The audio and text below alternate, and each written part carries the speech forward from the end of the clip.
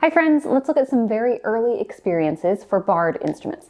These are for you if playing barred instruments is new to you or your students and you're looking for some places to get started. This is also for you if you are just looking for some fun ways to explore these instruments with students who have already been playing a while. So here are some options for barred instrument exploration. Let's get started with Doña Rania. I love this song. I use it for so many concepts from kindergarten all the way through 5th grade. It is really an absolute gem, but all of the activities revolve around the song. So here's the song. Doña Rania se fue a pasear, hizo un hilo y se puso a trepar, vino el viento, la hizo bailar. Vino la tormenta, la hizo bajar. And in this song, Doña Rania is going to go for a walk. She spins her web and she climbs up, and then the wind comes and it causes her to dance, and the rain comes and it causes her to come back down. So you'll recognize this as what we know as the Itsy Bitsy Spider. With this sequence, we are going to sing the song, we'll do the finger play, and then after that, we're going to get into some mallet exploration and then some barred instrument exploration, and then we'll use our instruments to tell the story. So let's start off with some mallet exploration. We are going to be seated on the floor and the teacher has mallets. Everybody else is just imitating what the teacher does. So at the beginning, when Doña Rania goes for a walk, what could it look like for our mallets to go for a walk? I'm not sure. Doña Rania se fue a pasear. And maybe I'm walking like this. Or maybe I am walking like this. Or maybe I'm taking one step here, one step here, one step here, one step here. I'm not sure what I'm doing, but lots of different options that I can model. Next, hizo un hilo y se puso a trepar. If she was going to spin her web and climb up, what could that look like? Or maybe it would look like this. Or maybe it would look like this. Or maybe she goes straight up. Maybe she's twirling on her way up. I'm not sure. Lots of different options here, right? So eventually we're going to hand mallets to one or two other students in the circle, and they are our models of how Doña Rania can go for a walk and then spin her web and climb up, how she can dance at the top, and how she can very gently come back down. So let's do that together, either with your mallets or with your imaginary mallets. We'll start by going for a walk. Here we go. Doña Rania se fue a pasear, hizo un hilo y se puso a trepar, vino el viento, la hizo bailar, vino la tormenta, la hizo bajar. And then the students with their mallets, they are going to look for someone else in the circle who's showing that they are ready for a turn, and they'll hand off their mallets to someone else, and we do that same activity again. And that might be where we stop for that lesson. Eventually, either in that same lesson or in the next class, every other-ish student in the circle is going to have a pair of mallets. It could also be every third pair of students. Every third student in the circle has a pair of mallets, and we'll do that exact same thing again. So we're singing the song, we're telling the story with our mallets, and then at the end, everyone moves to rest position, and we pass our mallets over one person. And again, that might be where we stop the lesson. So eventually, either in this same lesson segment or in the next class, I have a curious question for you. What if, with your mallets, Doña Rania was still going to go for a walk, spin her web and climb up, dance at the top and come back down? But what if you could show it in a different way than me? It's still going to be very gentle because she's a little spider, but instead of going for a walk like this, copying what I am doing, could you find your own way to make your mallets go for a walk? I'm not sure what you'll do. Okay, so then we go through that same exact activity, except this time students are not converging on the way they are showing the motions of the story. They're going to do something different with their mallets. So now let's move to actually playing this instrument. For this, we are still seated in our circle, and I'm going to set up a few instruments vertically in the middle of the circle. When I say vertically, I mean that they are not horizontal with the low side on the left and the high side on the right. They're going to be placed like straight in front of me with the low side right next to me so that I can see the outline of our pine tree shape or our mountain shape, with the tiny side as this high side and the low side is this wide side right next to me. Okay, so everybody's in a circle. circle and I'm going to set up like maybe 3 or 4-ish instruments in the middle of the circle. So I will be at one, and then I will have someone next to me, someone on this side of me, and maybe someone else on the other side. Just depends on the class size and how many instruments we have and things like that. So if I were to ask you to take your mallets and go for a walk, what would it sound like if you were a teeny tiny spider going for a walk on your instrument? Could sound like that. Or maybe your walk sounds like this. I'm not sure. What would it sound like for you to dance at the top of your instrument? Maybe it sounds like this. Maybe it sounds like this.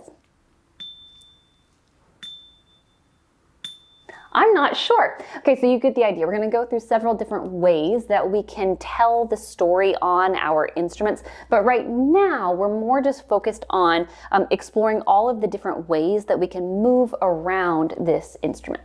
And then the pass off here is going to be very similar to what we did earlier. I only have a few students playing instruments at a time, and when they are done, they're going to look around the circle to someone who is showing that they are ready, and then that student who has just had the mallets, they will hand their mallets to someone else, and we switch places that way.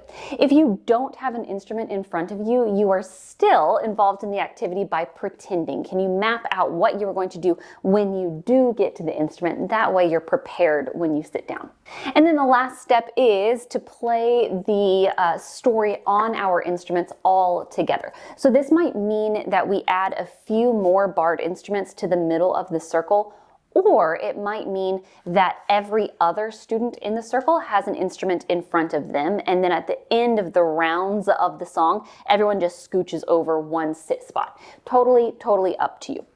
So however you set it up, with the instruments in front of us, we are going to sing the song and tell the story. So everybody's in rest position. Doña Araña se fue a pasear. Can you go for a walk? Hizo un hilo y se puso a trepar.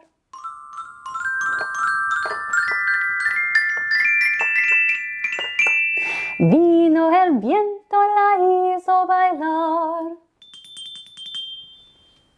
Vino la tormenta, la hizo bajar.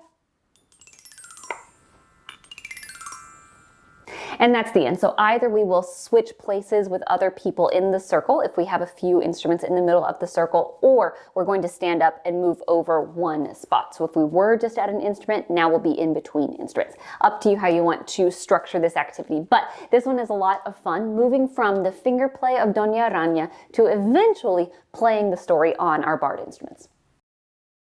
Next, let's look at Come Back Ben. This is a really delightful story that we will use with 1st through 3rd grade-ish. So we're going to read the story, we're going to do some movement and vocal exploration, we'll do some mallet exploration, and then we will move to barred instruments, singing and moving and playing the story. So all of this starts with step 1, which is just to read the story, and that is absolutely as simple as it sounds. This is about a boy named Ben who goes up on his balloon to the sky. He goes all the way up to the moon, and then he comes back down. And that might be all we do in that one class. In the next experience, either in this class or in a later class, students are going to find a place to sit in open space as we listen to the story. And as we listen to the story, we're going to find a way to show what's going on in the pages with movement and with a vocalization. So here are just a few examples from the book. I have Ben's balloon went up. Whoop. And how could you show Ben going up on his balloon while you stay in your spot? This is not a locomotor activity. This is a single spot activity. So you look at your feet and say, feet don't move. Great, so they're velcroed to the floor. And then as Ben is leaving, as he is going up on his balloon, all sorts of things are calling after him. And every time something is calling after Ben, we are going to sing, "Come back, Ben," and students echo. So that's going to be kind of a reoccurring theme throughout this whole book. Later on, we have this page with the bees. Will you choose one bee on this page to illustrate with your voice? My bee might sound like this, but I'm not sure what yours will sound like. So when we get to that section, everybody vocalizes with their bee while they are tracing their bee's pathway in the air. Next, let's look at this picture of the tree. Will you pick your favorite apple from this tree? And as you stay in your personal space, what does it sound like and what does it look like for the apple to fall off this tree and roll down the hill? I'm not sure, so let's try it together. Here we go. Or maybe yours sounds like this. We have stars that we can make twinkling star sounds with our fingers in the air. We have some moon rocks. Could you make some rock sounds with your voice? Can you make those rock sounds? And maybe you're also going to add your fingertips, like you'll put your fingernails together. So that's step 2. We are going through the book and we are telling the story again, but this time we are adding some movements and some vocalizations to whatever is happening in our story. So now step 3, we've done some whole body movement, we've done some vocalization, and now let's add in some mallet exploration. This is the exact same thing as before. This is in a different lesson, but this time we are going to be in a circle and we are going to vocalize while we move around our mallets. So instead of being in one single open space in the classroom, like scatter formation, now we are all together and we are adding one extra layer to our movements. So we are going to use our balloons here to help us illustrate the text. So as Ben's balloon goes up, we were using our vocalization and our voice, but now what does it look like for your 2 balloons to move up as well? Ooh. Or maybe you have one balloon go up and then the other. Maybe they're both going up at the same time, but they're kind of swirling. I'm not sure what your balloons are going to sound like. So then at the end of a few pages, we don't need to go through the whole entire book, but after a few pages, we'll take our balloon mallets and we pass them to the person next to us. In the next step, let's actually move to our barred instruments now. If we look at this picture of the hill, notice that one side of the hill is narrow and the low side of the hill is wide. And that just so happens to match our instruments, with the narrow side at the top and the low side as the wide side at the bottom. So if you watched the last video, you will know this spiel where we turn the instrument around in different ways and students identify the high side and the low side with different placements of the instrument. Now, like the last activity with Doña Araña, you can structure this any way you would like. But what I like to do is have a circle of barred instruments placed vertically and have 2 or 3 students behind an instrument. So I have the instrument placed on the floor in front of me, and I am going to share the instrument with at least one other friend. And everyone's going to take turns playing a few phrases. So if I say, Ben's balloon went up, what could that sound like? Or maybe it sounds like this. Or maybe it sounds like.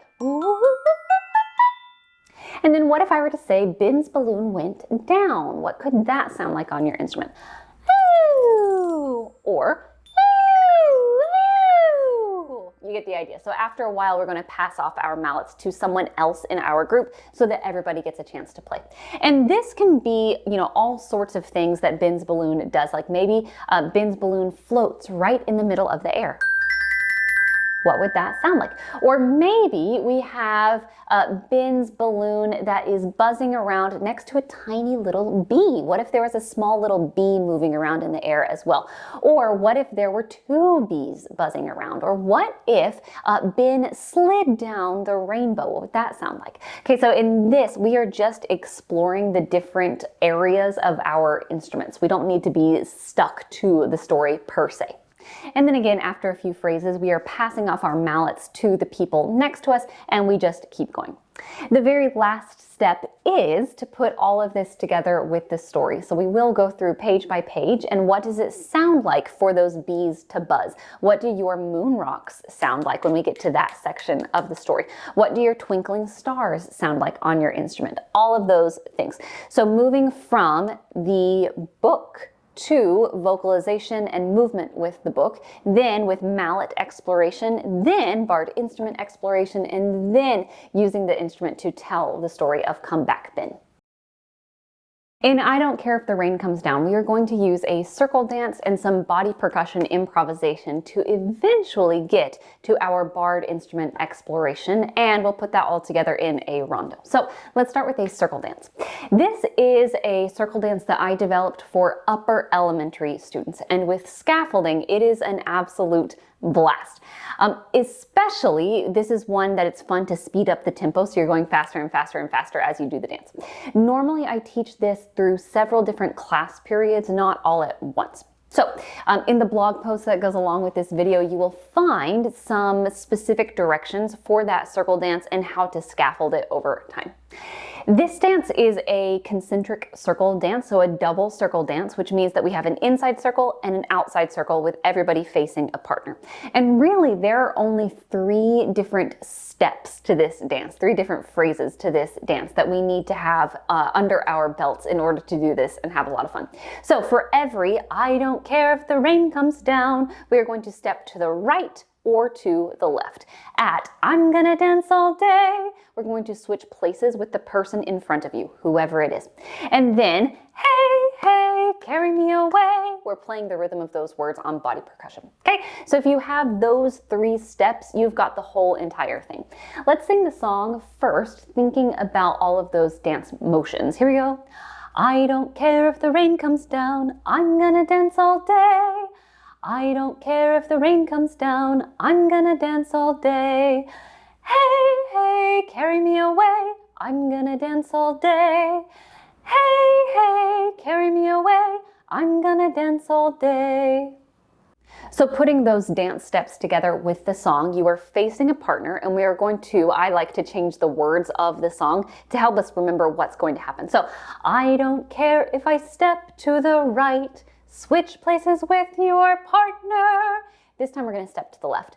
I don't care if I step to the left, switch places with your partner. And now we're at hey, hey, carry me away. This part's easy. Hey, hey, carry me away, switch places with your partner. Hey, hey, carry me away, switch places with your partner. So this is a really, really fun mixer for upper elementary. Again, it takes a little bit of scaffolding, but once you have it down, it truly is an absolute blast. So that's step 1, just singing the song and doing the circle dance. Next, let's add some improvisation as a B section. Let's take that little segment from the second half of the song, hey, hey, carry me away, and then let's improvise after that. So we would have, hey, hey, carry me away. Let's improvise. Do it again. Hey, hey, carry me away. Do something different. Third time. Hey, hey, carry me away. Last time. Hey, hey, carry me away. And back to the song.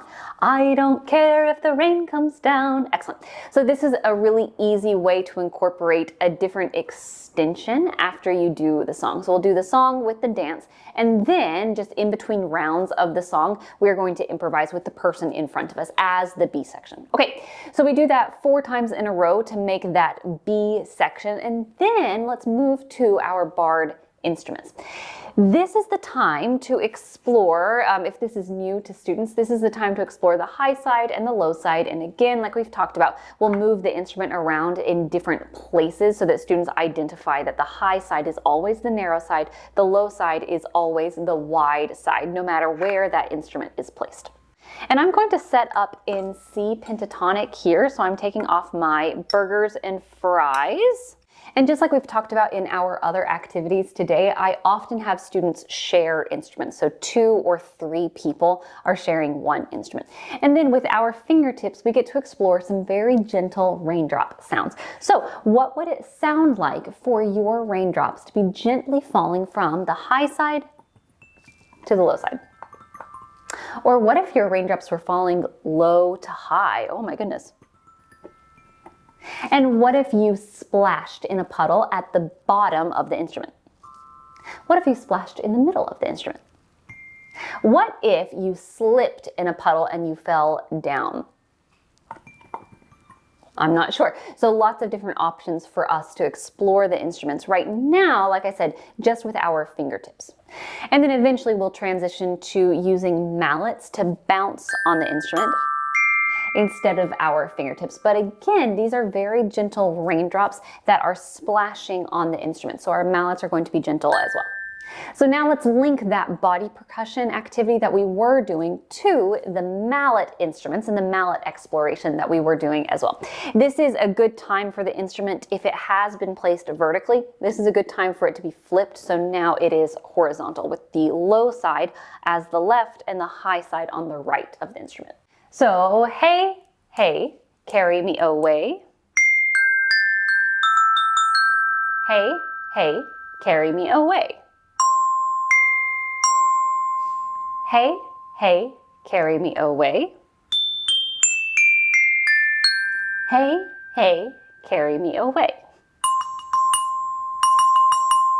And I am emphasizing C as I play it, but when students do this, I don't need them to start on C or end on C or anything like that. You absolutely could do that, but since our purpose here is just barred instrument exploration, I'm okay with this being kind of open-ended, free improvisation.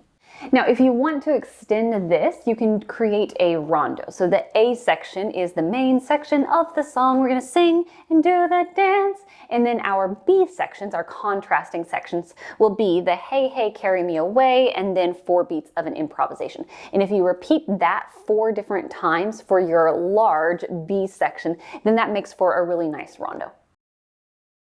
Today we have looked at several different pathways for exploring barred instruments in elementary music. We have used a finger play with lower elementary, we used a book with middle elementary, and then a circle dance with upper elementary. So hopefully now we have a few different avenues that we can take to creatively explore these instruments in a way that is playful and respectful.